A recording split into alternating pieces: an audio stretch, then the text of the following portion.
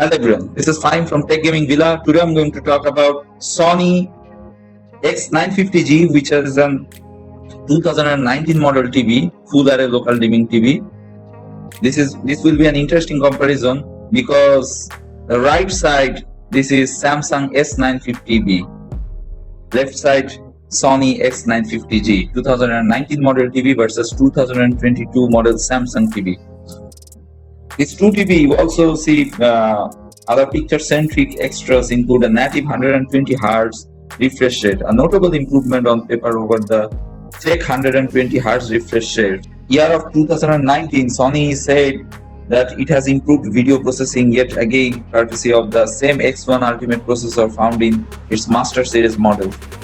The X-Motion Clarity mode that debuted in 2018 is also on the board.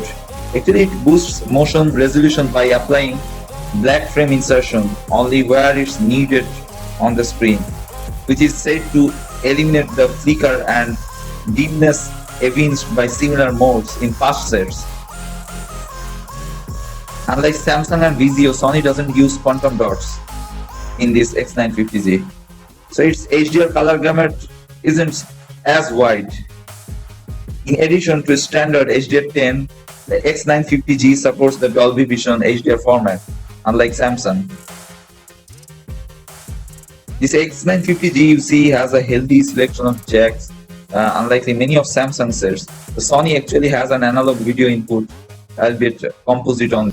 Actually, this X95G doesn't have HDMI 2.1 port. It's still excellent compared to S950B.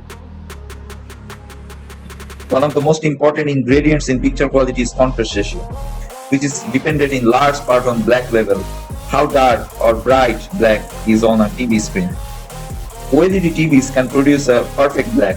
The main reason actually win these picture comparisons on a regular basis, and some LCD TVs can come pretty close thanks to the full array local dimming.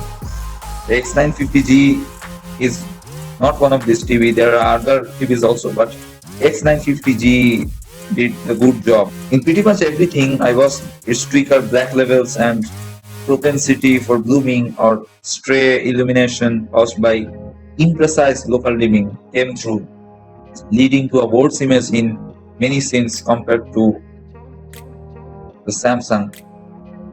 The Sony can get quite bright, which is an asset in HDR and bright rooms, and many other aspects of its picture are solid. But overall, it fell short.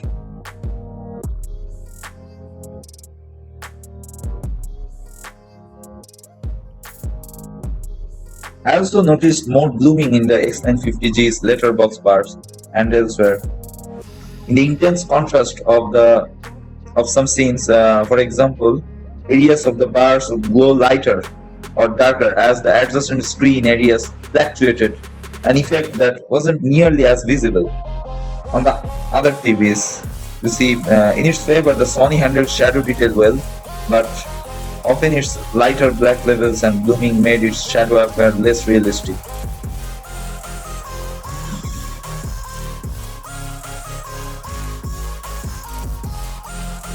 This X950G actually 1050 nits on HDR, and on HDR it provides 1264 nits, and if it accurate color HDR, then it provides 1035 nits. As usual, the brightest setting Vivid was woefully inaccurate. For the accurate measurements in HDR, I used custom picture mode, which was about half as bright.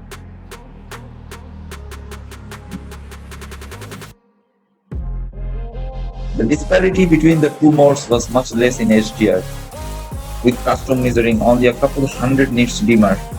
The Sony's semi-matte screen finish reduced reflection as well as any TV in this lineup.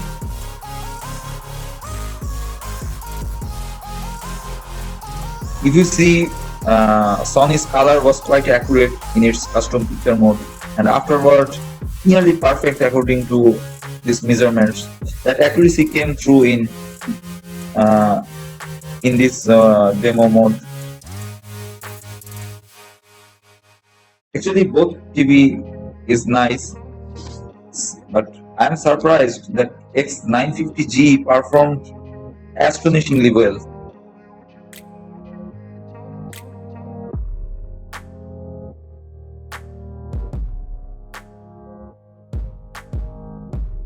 With that in mind, I was pleasantly surprised to find Samsung's movie preset, not for a change, looking almost identical to the filmmaker mode. It adopts a noticeably brighter, punchier lens line position that creates a nice midpoint option between the standard mode and the filmmaker mode, and such may feel like a good middle way for many film enthusiasts. The movie mode also suffers less with my main gripe about the S95B's pictures, generally unnatural skin tones.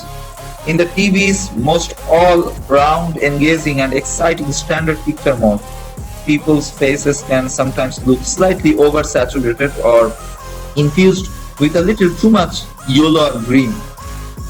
Movie mode's greater color restraint makes these issues much less likely to crop up.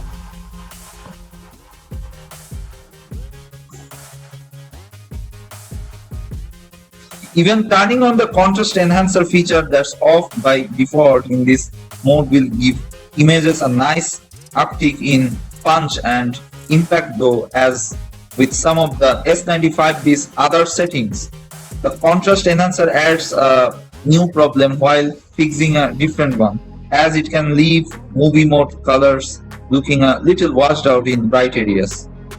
Toggling between the S95B's color space setting can quite drastically change the appearance of skin tones in the image. Though as with the contrast enhancer, the changes it makes are so big that I'd like to see Samsung introducing more granularity and subtlety in its adjustments for such features next time around.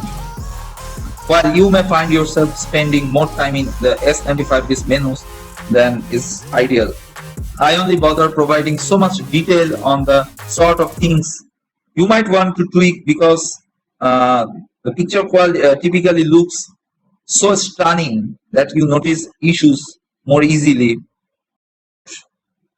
Well, guys, tell me about how looks X950G in your eyes. Write in the comments below. So that's it from now. If you like this video, please subscribe and press the bell icon for future notifications update. Thanks for watching.